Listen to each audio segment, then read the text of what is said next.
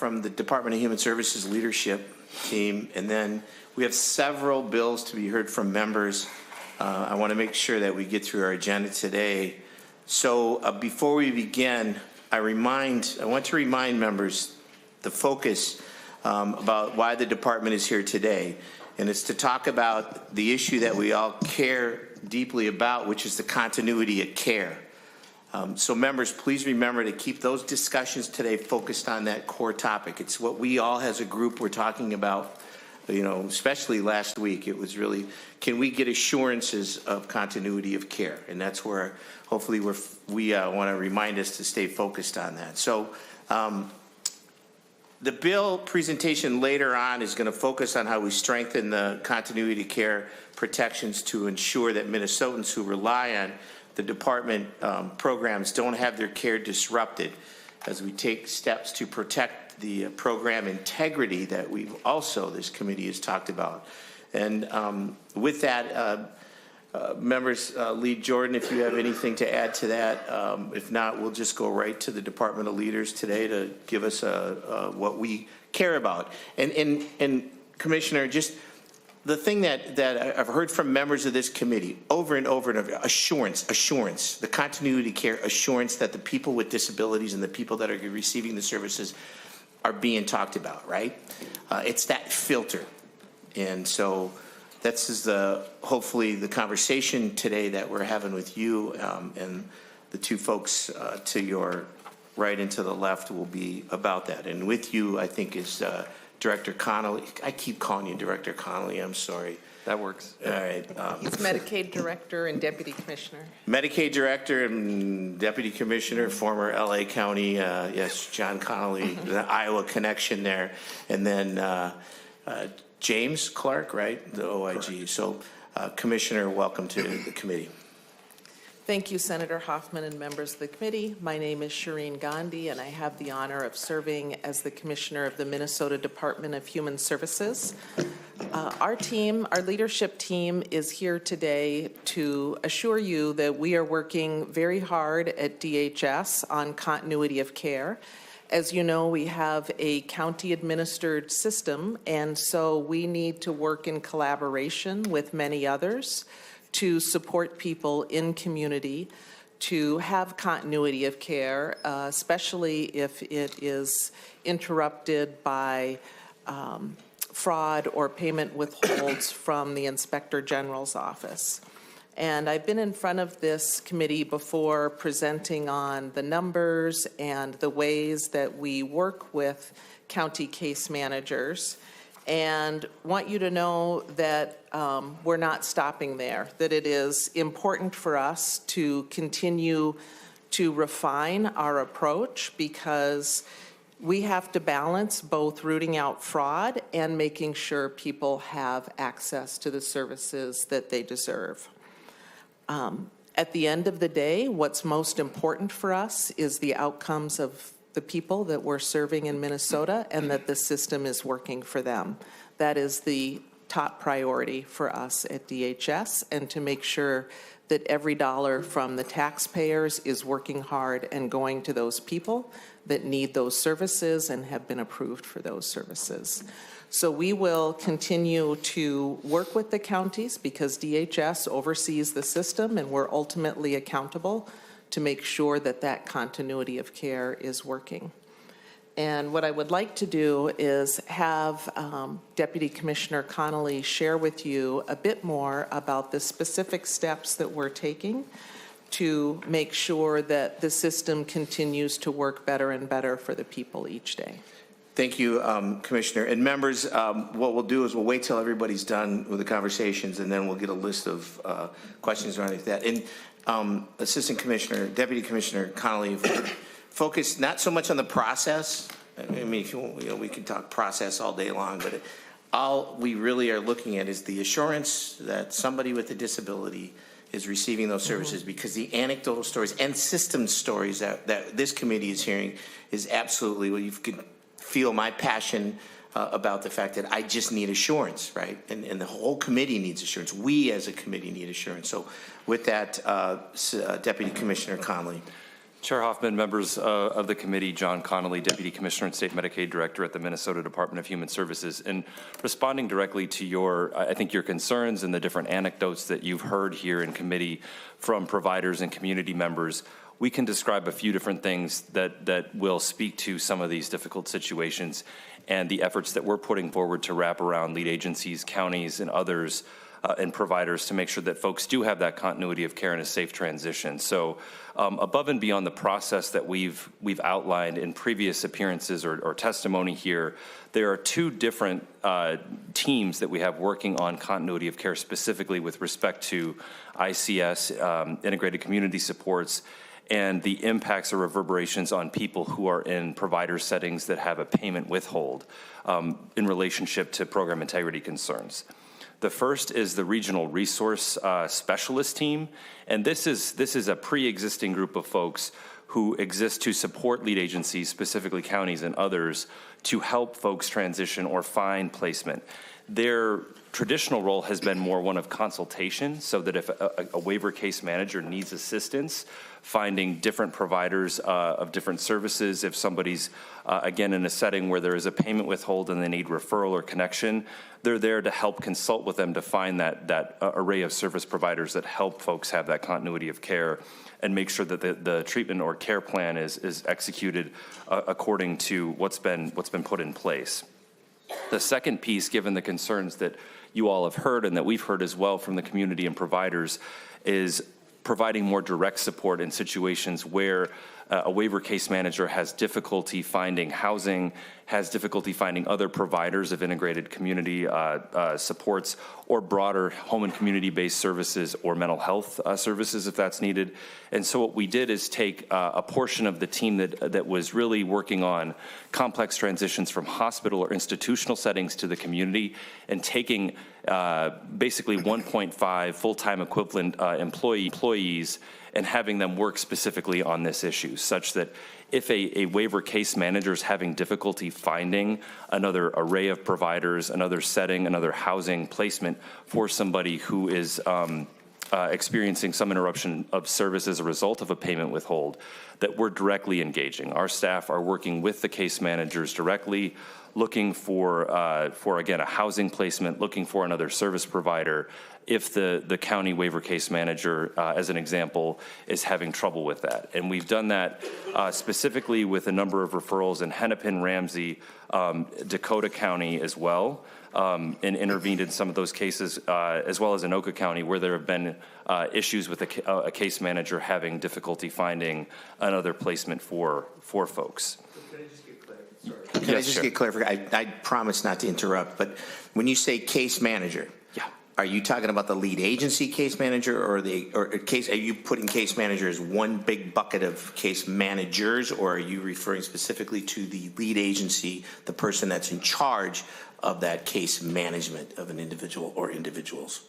So in this case, it would be our regional resource specialists or our complex transitions team working with case managers who are doing the frontline work within the lead agencies. So it wouldn't be the commissioner or I, talking to leadership and human services in the counties. So that's a good question. I appreciate that. And the last thing I'll say, in addition to the two teams that we're leveraging to do the work, is also at a more policy leadership level, convening with our colleagues and friends at Minnesota Housing, as well as leaders within county governments, to think about housing capacity and how we can leverage additional housing capacity, perhaps through the housing support program or otherwise, to create more capacity for people who have home and community-based service needs and people with disabilities. So that's on a more policy and planning forward level, but those are the three major efforts that we're engaged in to respond to this issue. Thank you, Deputy Commissioner.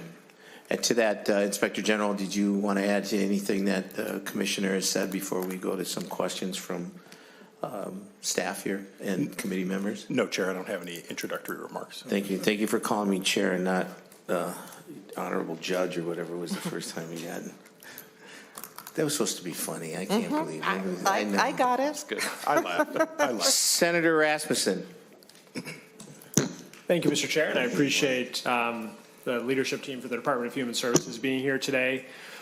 Mr. Chair, as you know, one of an item that I'm working on is to try to get an unredacted opt-in report to members of this committee so that we can benefit from the insights from this report.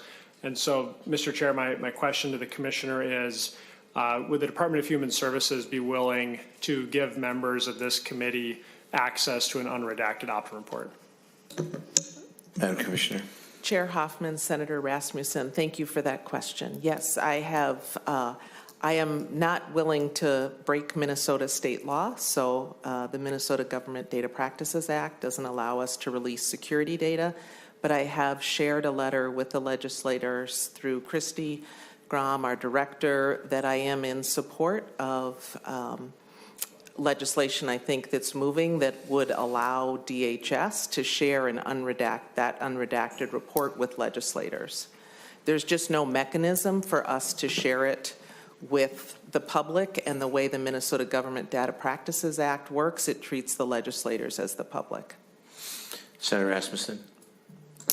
Thank you, Mr. Chair. So to follow up, Commissioner, the bill that passed the Minnesota House, you're supportive of, you think that that's workable? Commissioner. Chair Hoffman, Senator Rasmussen, I'd have to look at it. I would rely on my legislative director. I haven't looked at what just passed, but I believe that what passed was for the legislature to have access to it, and that there are requirements or it's stipulated that the legislators would not share the private data. And yes, I would be supportive of that. Was that your companion? Or was that your companion? It was yours? Yep. So Senator Rasmussen, as a follow-up, then Senator Zainab wants to go to that point, and then we go to Senator Abler. So Senator Rasmussen. Thank you, Mr. Chair, and thank you, Commissioner. But I just want to drill in on a point, because the Department of Human Services decided to redact the report. Like when I open up the report and I turn to the pages on vulnerabilities, it's all redacted. You can't read a single bullet point. When I turn to the section on policy recommendations, almost all of it is redacted. And Mr. Chair and Commissioner, that was a decision that was made by Department of Human Services staff to redact this under Chapter 13. And that was a decision that the department made, and they could also make the decision to unredact information to be made available to this committee and the public. Yeah, I think what I heard, Chapter 13 or there's some state statute, and I heard the commissioner allude to that. But if it sounds like if the bill that is your companion is moved its way in, I think we also added that same companion bill to Senator Zainab Mohammed's bill. But yours, I think we didn't go to the floor on yours. I think we sent it to Senator Wickland's committee, and then hopefully to get it back here. So I guess that sounds like the process is happening, and you want to, Senator Rasmussen. Thank you, Mr. Chair. My point is Minnesota taxpayers paid for this report. I think they should have access to the key findings and policy recommendations contained in the report. We have legislative auditor reports. We'll have another one tomorrow that gives us unredacted information about system vulnerabilities and policy recommendations. And so the big question I have is I don't know why the Department of Human Services has effectively made this report useless to members of this committee. And when we're in a session when Minnesotans are concerned about program integrity, they're concerned about fraud, and we don't have access to the policy recommendations that the governor has access to, that's something that concerns me. There's a lot of different ways we can get to this information, but we just ask that the department and members of the legislature move with urgency, because we have a limited amount of time to be able to process this information and to turn it into potential new laws. Message delivered, and I think you have agreement from everybody in this committee. That's what we wanted in order to make policy. And yet, when we talk about that, we don't want to lose aspect of the fact that we want to assure that whatever decisions are being made, that it's the people that are supposed to be, the people that waived their right to be institutionalized care, right? Home and community-based service. The people that the Supreme Court in 1998 said you have a right to be in the community, you have a right to have a job in the community, you have a right to live in the community, right? It's almost like we want to have those assurance in there. And so what I think everybody on this committee is absolutely in agreement with you on what you just brought up. And so thank you for bringing that up once again. And I guess we'll go to Zainab, Senator Mohammed, because she wanted to add to your point. Senator Mohammed. I think it was more so of like a question for me, because this report has been coming up so much in this committee and in the House. Can you maybe just tell us why some of it is redacted? I think it's important for the body to know.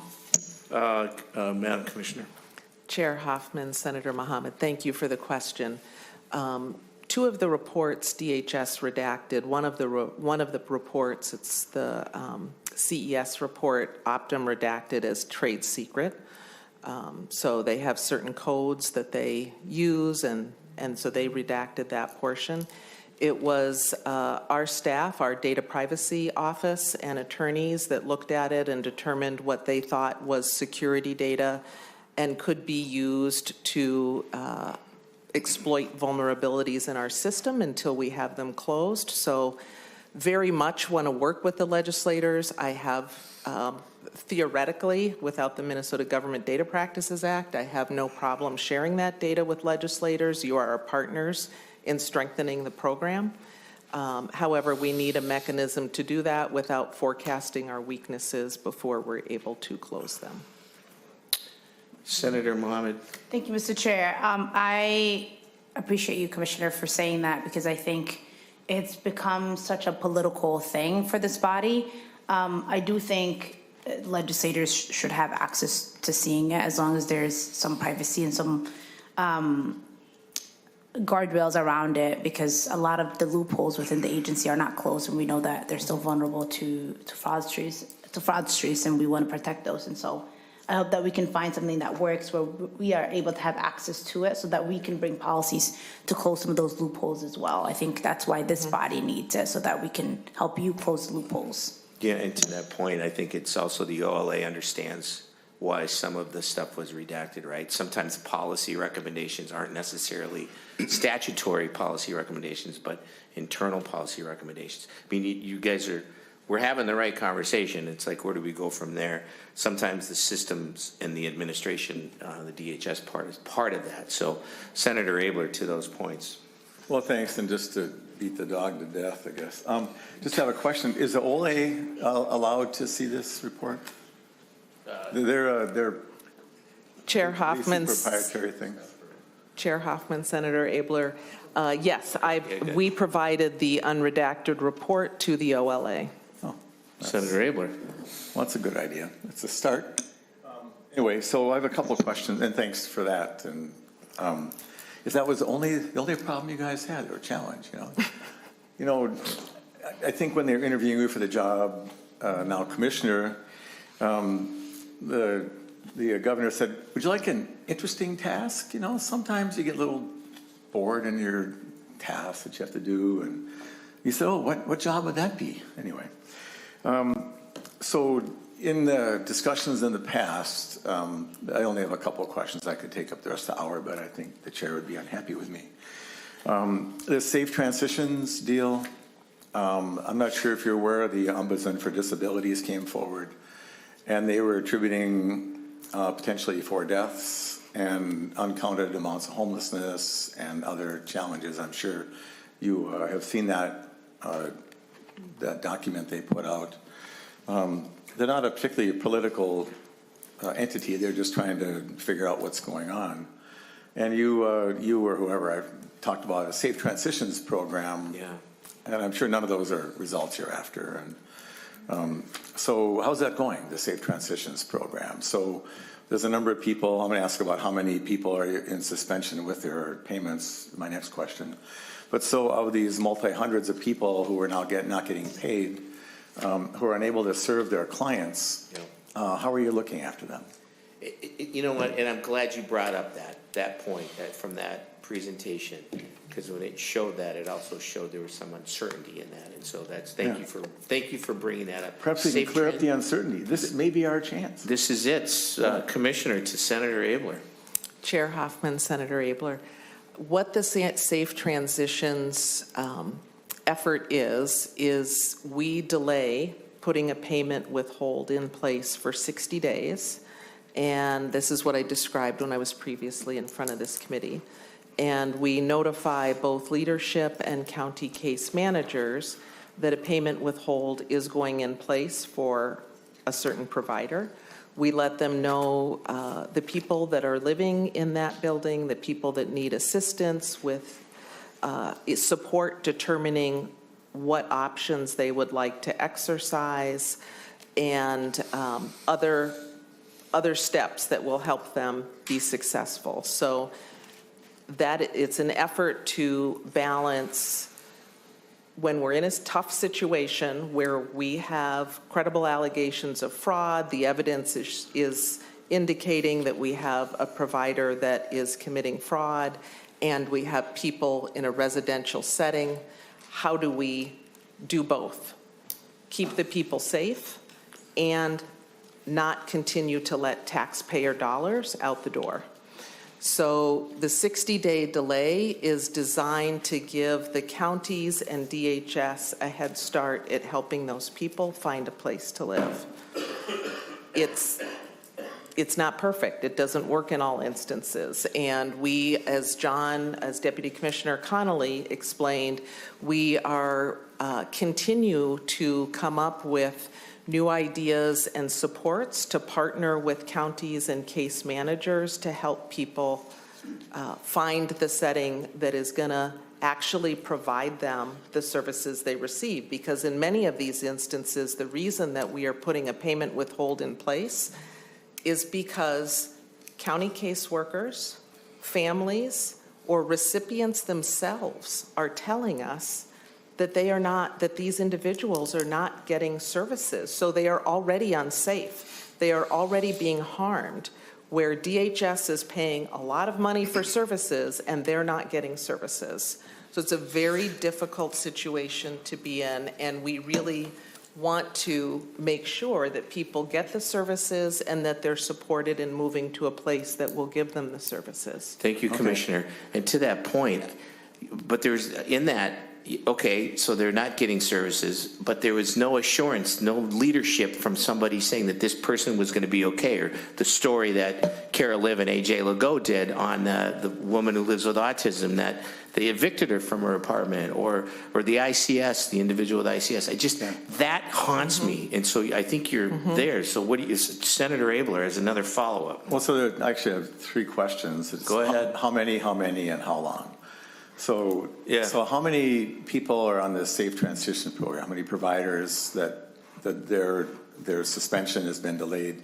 How many providers does that amount to? 10, 100? How many? Commissioner? Yeah. Or, yeah. Good. How many? Chair and how Senator, long? for the number of providers, do you have the number of providers with residential? I'm tracking the people. I came focused on the people today. Yeah. Okay. But Mr. Chair, the number how of many people? How many people? So right now, what we have in terms of people still living in an ICS apartment that are subject to a payment withhold are about 66% of the people, so 174. And the number of individuals that we have successfully moved from an ICS apartment with a payment or moved to one is 98 people, or 35%. And where do those people go, Commissioner, that were once living, independently or semi-independently? Are they going to group homes? I mean, are they? And so I have that breakdown. Yeah, that'd be Chair. great. Senator Abler, is that okay? Yeah. Chair It's Hoff. your committee, Mr. Chair. No, it's your. Anything can be fine by you. So I think that's a great idea. Commissioner. Chair Hoffman, Senator Abler. Right now, the numbers I have that were as of our March 6th data collection cycle was 26 people are in their own apartment or home. 22 are with a different ICS provider. 17 are with other residential service. And the remaining, 11 are in a temporary living situation with a family or friend. And then the numbers below that are fewer than 5, so I don't know how many are in those numbers, but those other situations that are temporary are, hospital, homeless shelter, unknown, jail, nursing home, treatment facility. And those numbers are fewer than 5 for each of those, so I don't have the data on that. Senator Abler. That's helpful. And then, so how many, maybe this is for Mr. Clark, how many, I guess that's the point of view, companies, we could ask how many people are involved with that too. It's an interesting thing, but how many different companies are on withholds due to allegations of fraud? Mr. Clark. Chair Hoffman, Senator Abler, I don't have the exact number as of today, right? The number varies from day to day. What I do know is that it was 540 people and businesses in calendar year 2025 that we issued a payment suspension due to credible allegations of fraud. So that would be business. So when we suspend payments to a business, we would also suspend payments to, let's say, an individual owner, like owners, managing employees of of those entities. So I would have to follow up with you and get you the exact number of businesses as of today. Senator Abler, do you find it interesting that we're talking about assuring people with disabilities have, what the Olmstead decision would be, or what this committee has always talked about, and we're not getting a specific response from the OIG? Am I misreading that? But I get a quote from last year, and I'm just like, that's not what I wanted to hear. Actually, the question you have, Mr. Chair, is how many people in those businesses are fine? Thank you. That's the question you want to know. I do. You could ask him if you want. You just I'll yield did. to you. Mr. Clark, can you answer that question for the committee? So I'll rephrase it if you want. And anyway, so another how many and then how long, but I'm interrupting my own questions. So of the people in these 540 nominal businesses representing, I'm sure, several thousand clients, maybe more, how many of those, with the people have not been gotten paid for some time now, how many of those clients are in good stead? Like we talked about the transition people. So how many of these people are at risk of harm because they're providers not providing services? Mr. Clark. Chair Hoffman, Senator Abler, I would say all of them are at risk because we're suspending payments when we have evidence that the providers are not providing care to the individuals that are receiving services from those businesses. So I would have to give you a number of how many recipients are impacted by our payment withholds, but to answer your question, unfortunately, I would say all of the recipients at those businesses, because we have evidence that services are not being provided as billed at those businesses. Senator Abler. Well, I mean, I get it. And you don't, I mean, every sentence doesn't have to say, like, we care about fraud, we're cracking down on people, this all bothers us, we're sick at night, we don't sleep well anymore because we're so troubled by it. I will posit that to you as a given, counselor. But so we just talked about a safe transitions program for some residential people. But now these companies cannot be expected to serve people with money they don't have, even though, Commissioner, you said in the paper that they have a duty to try to continue, but people aren't going to work for nothing. And TSA, they go to work because it's the law. They're like essential employees, I think.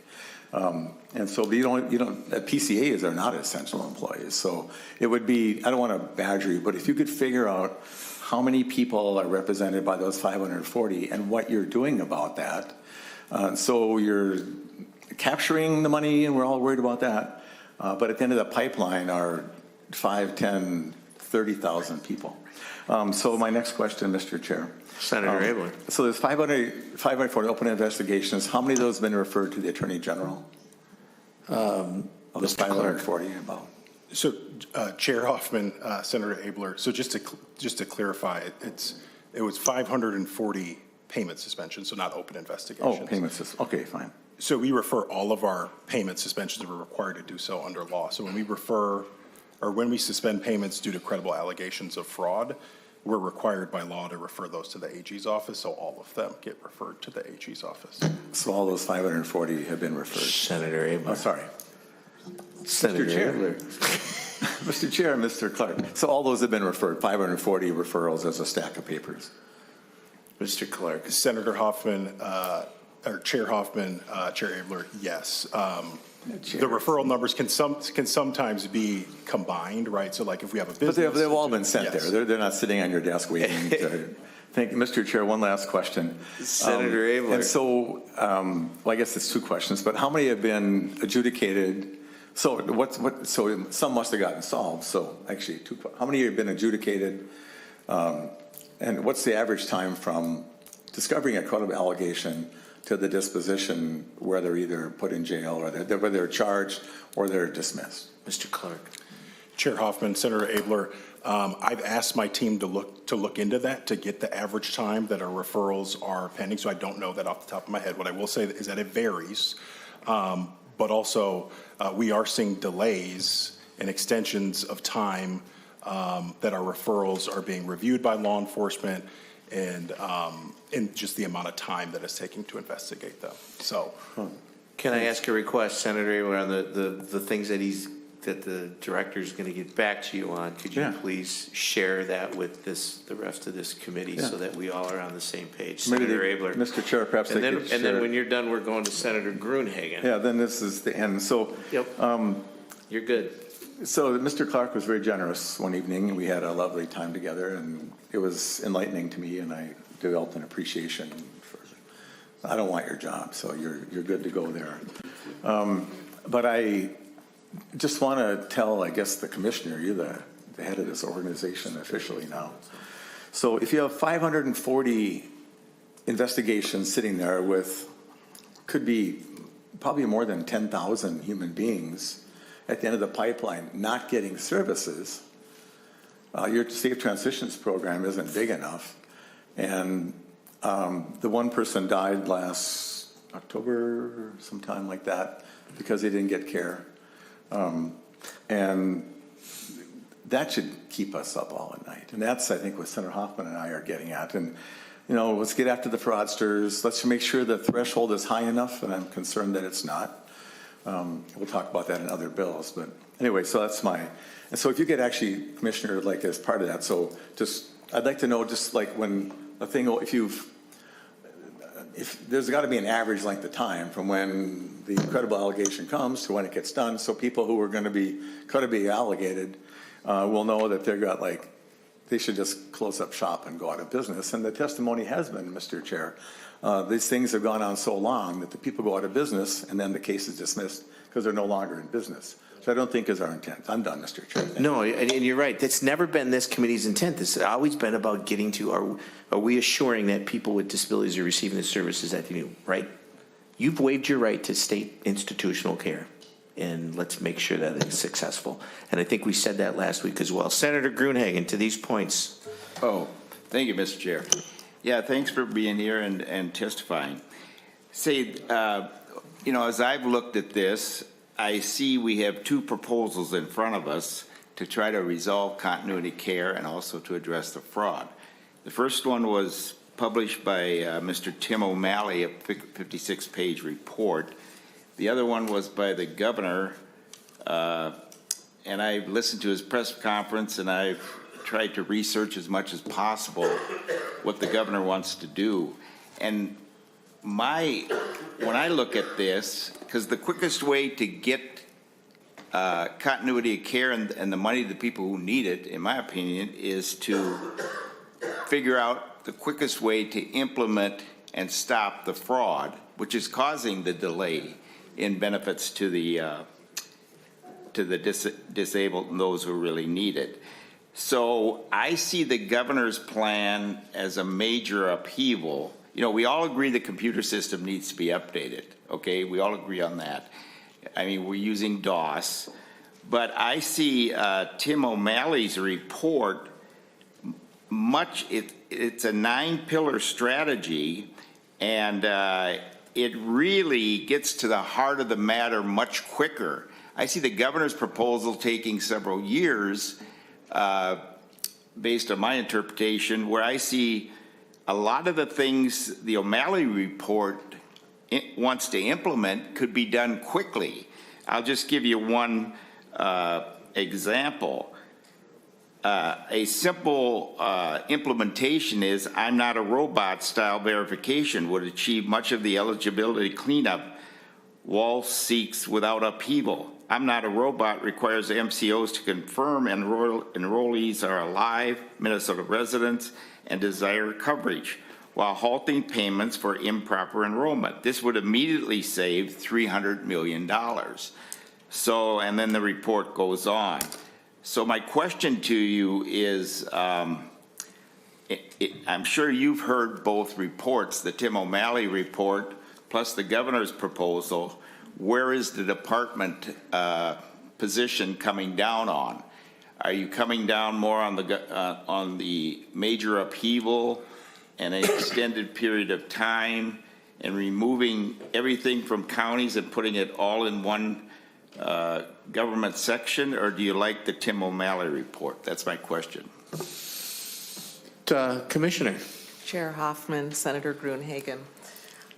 Thank you for that question. I have great respect for the Director of Program Integrity, Tim O'Malley. I think his report was very well done.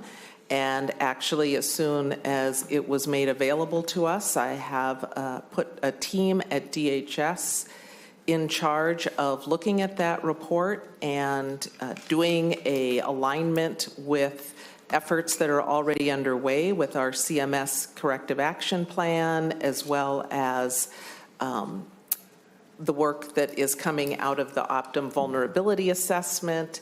So I welcome all good ideas to strengthen our programs, and I think there are a lot of great ideas that we are assessing and putting into action from the Tim O'Malley report.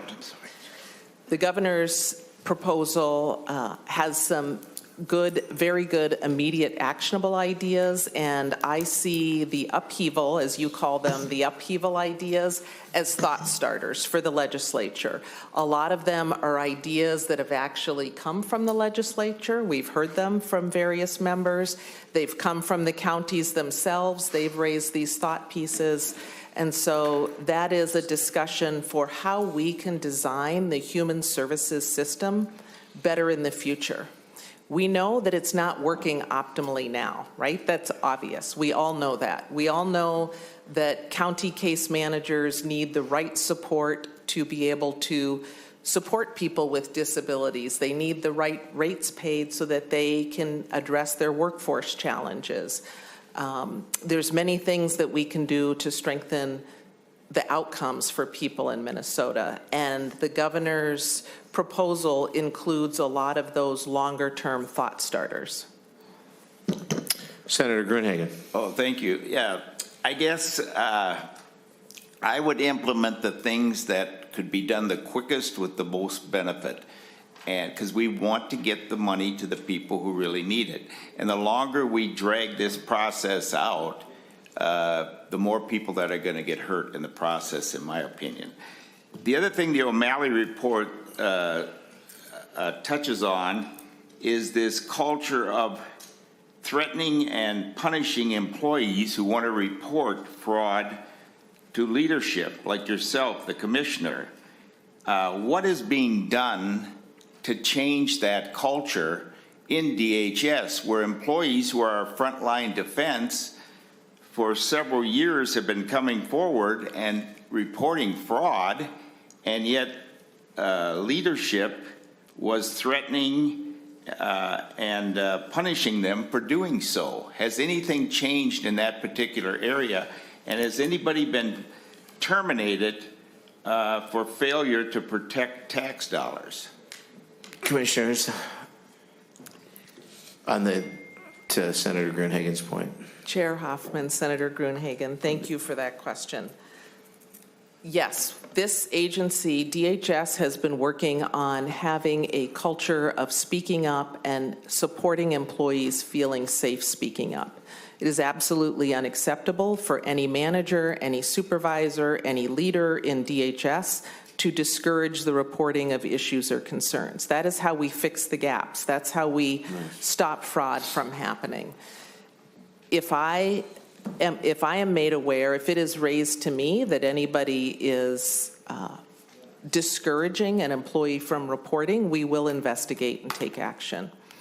In terms of the culture turning around, we have done a lot of trainings, a lot of policies and procedures, numerous articles in our intranet, and two of the things that I'm encouraged by is we have a enterprise-wide engagement survey for employees, and DHS's numbers have remained either the same at about 75% feeling comfortable reporting and increasing.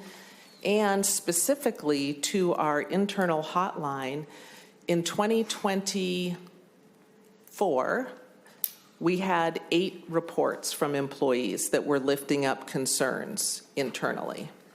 In 2025, we had 42. So I think that is both probably illustrative of both the awareness of the need to report as well as the comfort reporting internally. Thank you, Commissioner. Senator Gruenhagen, and then we're going to go to Senator Rasmussen. Yeah, I just got a couple more questions. You only get one. Yeah, and everybody else gets to ask what they want, so. I'm kidding, Glenn. I know you ask are. whatever you want. Okay. And then after Rasmussen, we go to Senator Aaron May-Quaid. The other thing I'd ahead. say, Mr. Chair, Commissioner, thanks for that response. The other thing I'd say, you've been a part of the leadership over there. And some of the whistleblowers that have come forward, especially over in the House publicly, your name has come up as one of the ones that is threatening and persecuting the whistleblowers coming forward. Now, that's an allegation. It's not proven. But I just want to let you know that there are concerns that we have leadership without accountability that have actually been a part of the problem of the alleged $9 billion of fraud, that we're using it in a way to try to buy votes with state and federal tax dollars.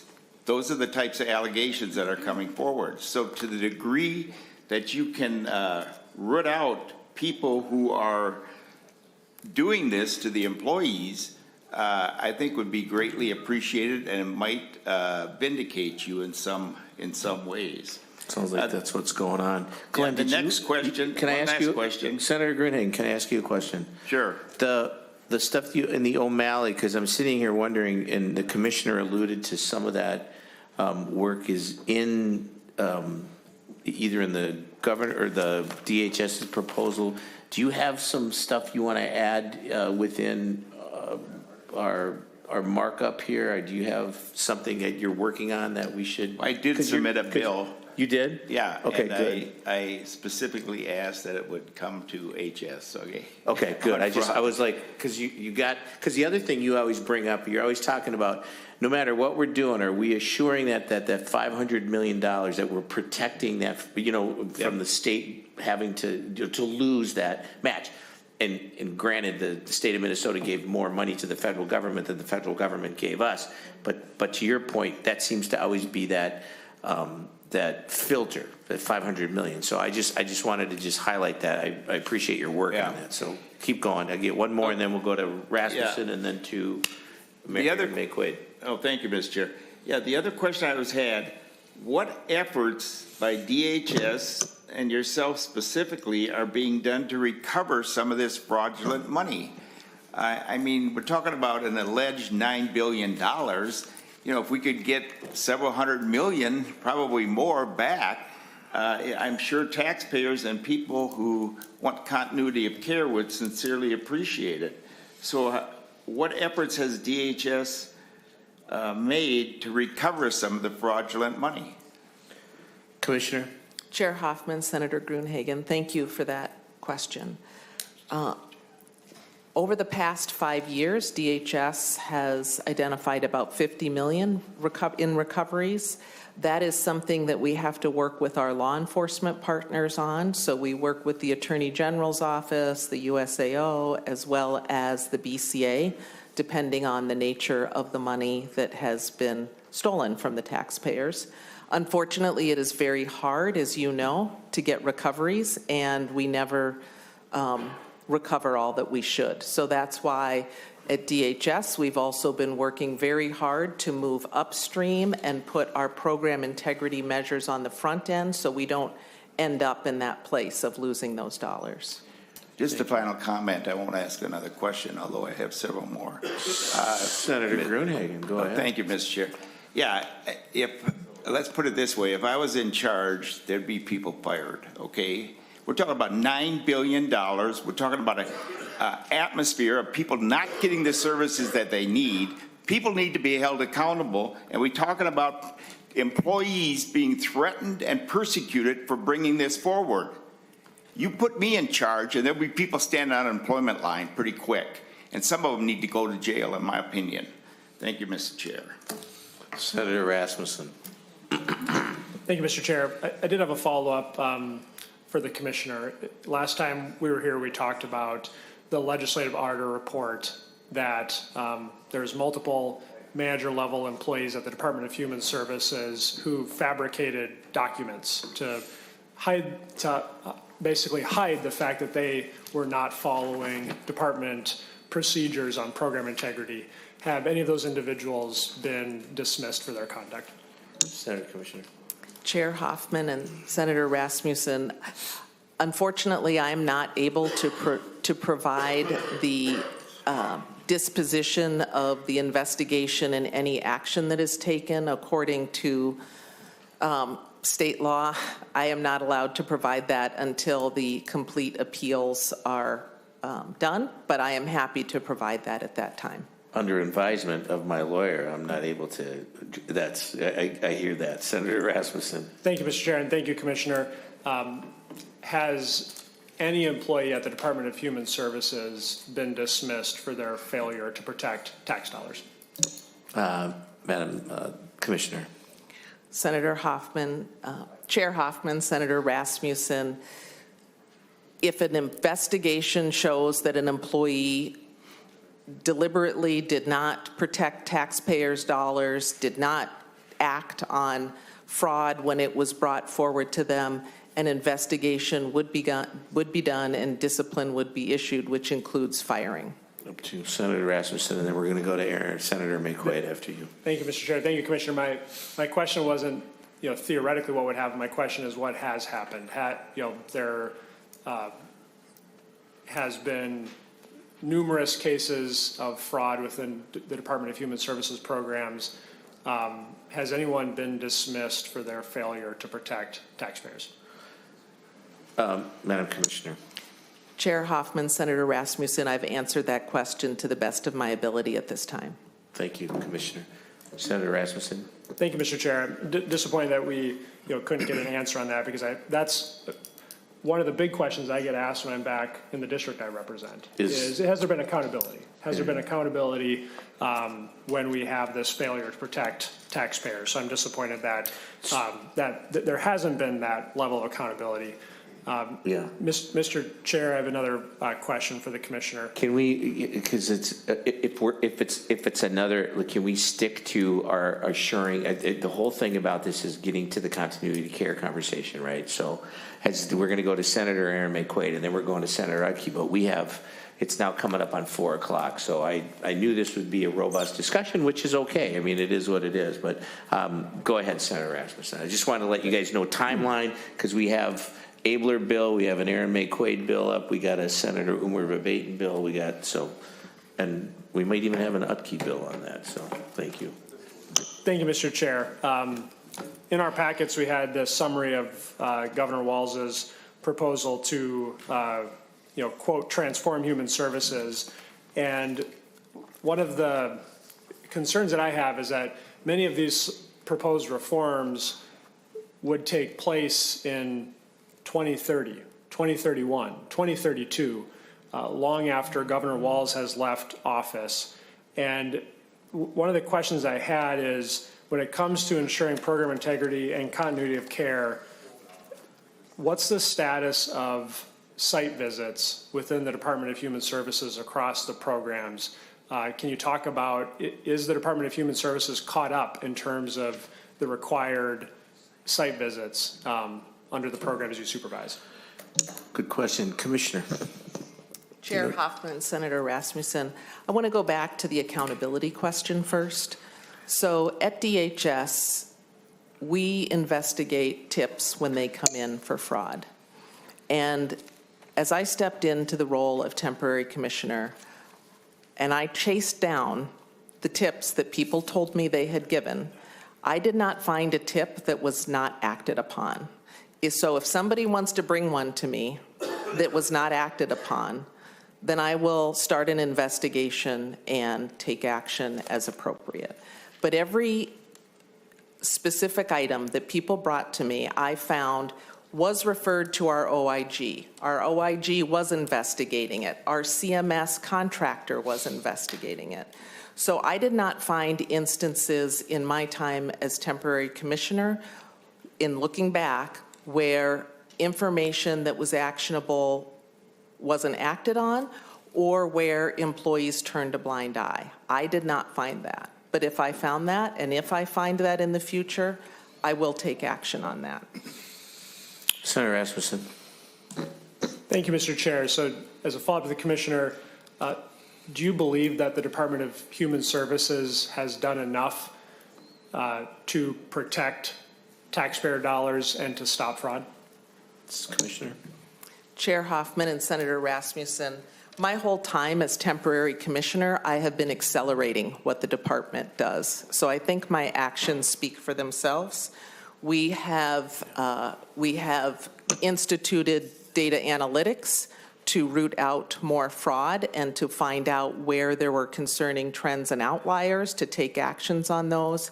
In 2025, we placed more payment withholds, which is really at the root of this conversation today about continuity of care. But we did more payment withholds in 2025 than any of the years previously. We are currently, to your specific question about site visits, we are currently in the process of revalidating 5,800 providers in the high-risk services doing unannounced site visits to those providers. We've disenrolled about 17,000 inactive providers.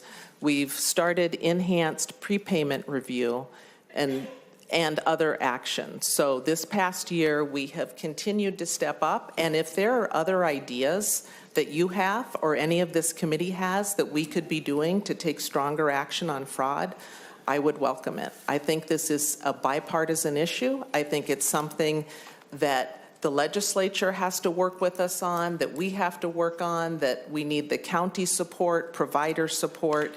It is something that we all need to do to build a stronger system at DHS where the funds are protected and people are getting the care that they need and the outcomes they need, and we are assuring continuity of care. That's the key. Senator Rasmussen, one more, and then we're going to Senator McQuaid.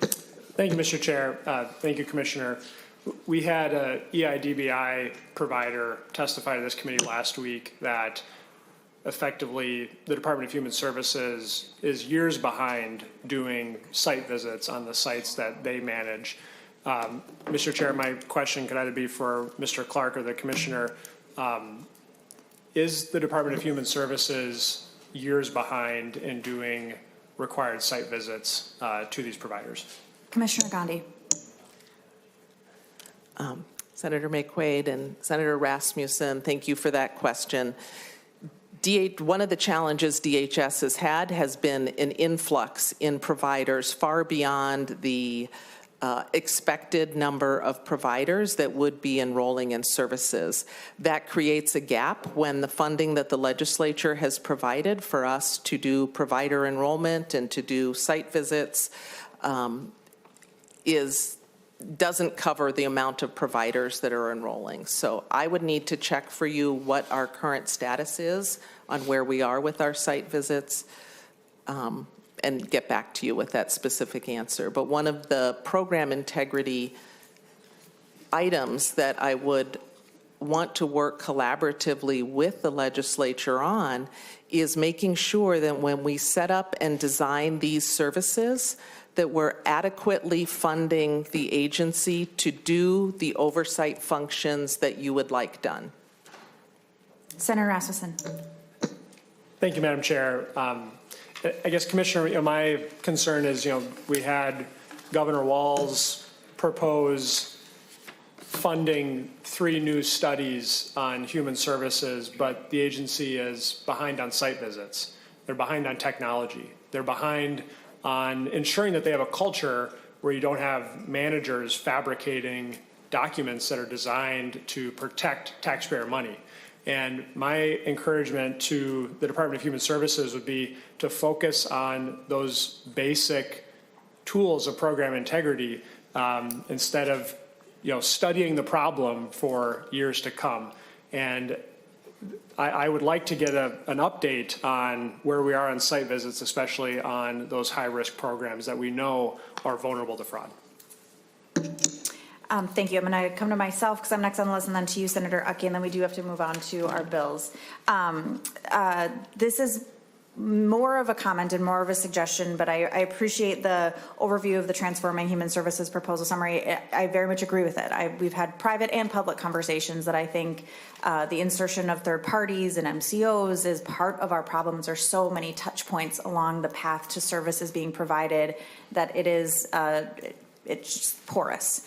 And so I very much support it. I do want to say, though, that I think we've had increasingly kind of this push-pull between the executive and the legislative branch and whose role is what. And it would have been really, really great to have heard about this and developed this in consultation with DHS and to know about it, many, many weeks before it was being rolled out, because again, like, you have an ally in me and wanting to get this done, but that is my job. That's our job as legislators, is to develop policy and move it forward. And so if there's good ideas, especially for something as complex as human services, really, really encourage you to work with your legislative partners and not kind of keep us in the dark, because it hurts us from being able to actually to do the good work that you're putting forward. So that is my plea. Senator Uckey, briefly, and then we will move. Thank you, Madam Chair. I've got 2 things. The first one I'll just treat as a comment and then follow it up with a question. But my comment is, we heard about various things here earlier, the O'Malley report and the governor's proposal. For those here joining us today from the agency, the governor doesn't make these things up. These come from the agency, correct? I think we're trying to separate the 2, and I believe they're kind of one of the same.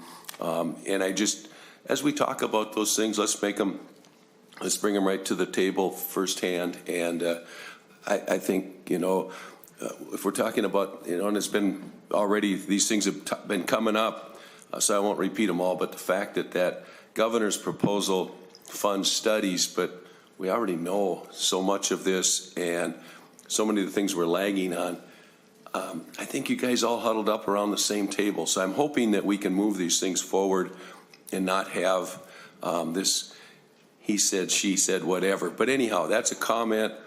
I do have one thing that goes back when we got a little off topic and got a little more onto the fraud, and this is for the department. We all hear about the suitcases full of cash leaving MSP. And I realize that it's federal agents, TSA agents that check us in when we go through security and all this. Is DHS working with the federal government through TSA to figure out how to put an end to millions of dollars going out on suitcases? I mean, somebody that's got a whole suitcase full of $100 bills, it's probably $1 million or 2 or 3. That's not a normal transaction. And we do need the federal government to help us on those because they're the ones that are eyes on what's going on. But are you having those communications? I think you bring back the memory. I think that was the argument about 10 years ago when they said that was, and after the legislative auditor went through their thing and they found that there was no suitcases going out, but they did find some fraud. So, Madam Commissioner, to Senator Utkey's points. Chair Hoffman, could our Inspector General speak to that since he partners with law enforcement? Is that okay, Senator Utkey, Director? Most certainly. All right, Mr. Clark. Chair Hoffman, Senator Utke, to answer your question, I mean, we have a very strong relationship with the Attorney General's office. I meet with them regularly. With the Bureau of Criminal Apprehension, I meet with them regularly. We respond to a lot of requests for information from federal law enforcement. The relationship with federal law enforcement was good when I first started in this role. Productive meetings, conversations, felt like I could get people on the phone. Those conversations have kind of dried up a little bit here recently. But to your point, I mean, I am willing to partner and work with law enforcement. I want to hold everybody responsible that is stealing money from our programs. So I think the relationship with federal law enforcement could get a little better. We do have strong relationships here at the state level, though. Mr. Senator Archie. Thank you, Mr. Chair. That's it. Appreciate it. Thank you. Thank you, everybody. As we think about this, I still, and I heard it from the commissioner, I still am not 100% feeling confident that disabilities are assured of the services that they are needed. Hence, Mr. Clark, your responses wasn't happy with them because you didn't know the answer to the question. And so that was unsettling for me as I looked down to the good senator from Anoka, and I thought, didn't answer the question. We have to be assured people with disabilities are safe. And I've said that in multiple hearings over and over. Thank you, Commissioner, for being here and for addressing the assurance and that you are working on it. And you didn't get into the elaborate process, but rather the fact that you have some things that you put in place. You inherited a mess. It was a mess. And thank you for your leadership in doing what you are doing to assure that the things are starting to fall in place. It is a big, big, big system. This committee unequivocally wants to assure that the right things are being done at the right time. And that's what you get here. You know, you got it. So thank you, Deputy Commissioner Connolly. Thank you for being here. Inspector General Clark, thank you for being here. And Commissioner, thank you for being here. I appreciate that for taking time to do that. And so anybody else? We're good. Thank you. Thank you, Chair Hoffman, and look forward to continuing to work with you on this. And it sounds like it. Thank you, Commissioner. It sounds like there's some things that I look forward to some amendments being brought in or some bills being brought. The timing is just so tight. I don't like starting in February. I think this idea of a part-time legislature just ain't happening when you got big-time issues that we're dealing with, right? And so, members, I'm going to be real fast on my Senate File XXX. It's actually a continuity of care discussion. What I wanted you all to have in front of you was a continuity of care bill. It's not a bill, and so it's a proposal. I want you all to take a look at this proposal. What this is a it's the same as the companion that's in the other body that is being brought to this committee and will stay in this committee. But we have some underlying changes that I want you all to look at. So when we do get it jacketed and get the numbers to it, that conversation is correct. Did I get that correct? Correct? Did I get that certainty accurate? And so what you have, I just want folks to know that this proposal seeks to address the three main concerns that are shared by folks that we've talked to, folks regarding people that are in a payment withhold, right? This is a continuity of care discussion is what this committee's been about. Number one is protecting services. Number two is housing security. Number three is the shared responsibility of caring for our neighbors and establishing that there are clear coordination guidelines, right? Members, the proposal clarifies that the non-payment resulting from the interruption of a person's public benefit does not mean that the